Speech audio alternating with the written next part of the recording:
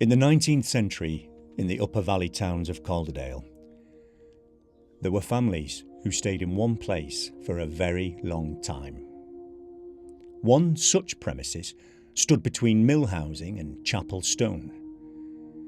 A narrow frontage, a yard behind, and water laid in along the back wall. The first records place it as a butcher's shop. Carcasses came in at dawn, hooks fixed into dark beams, a block worn smooth by years of weight. Death there was practical.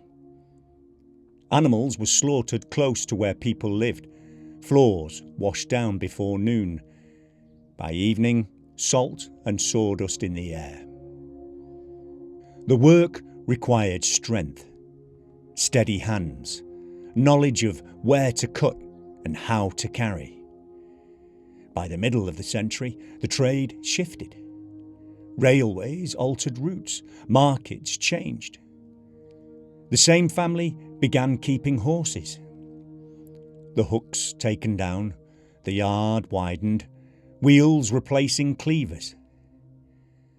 They carried meat at first, then coal, then mill goods. They understood gradients, how to balance a load on narrow roads, how to secure weight so it didn't slide downhill. Neighbours grew used to the rhythm.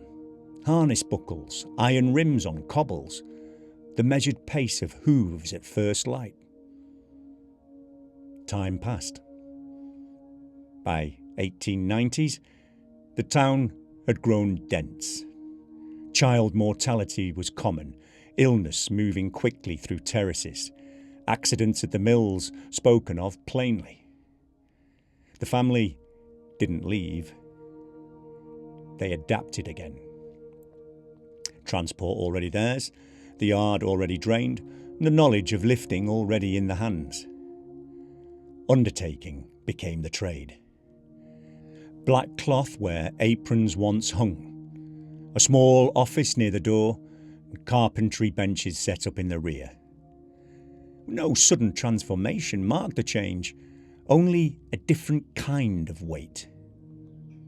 Coffins measured carefully, names entered into ledgers, processions moving slowly from that yard towards the chapel ground.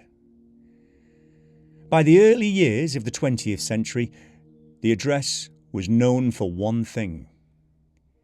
If there'd been a death in the street, this was the door that opened. It wasn't feared, it was necessary.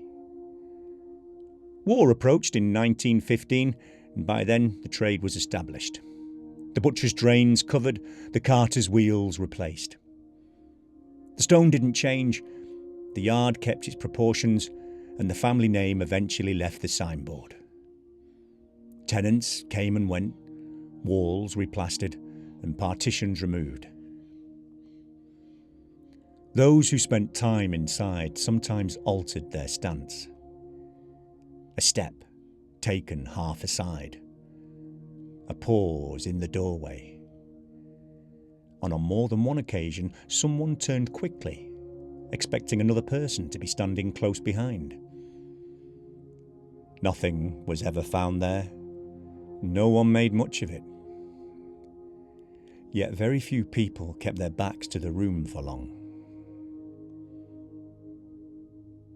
That's Giles, signing off.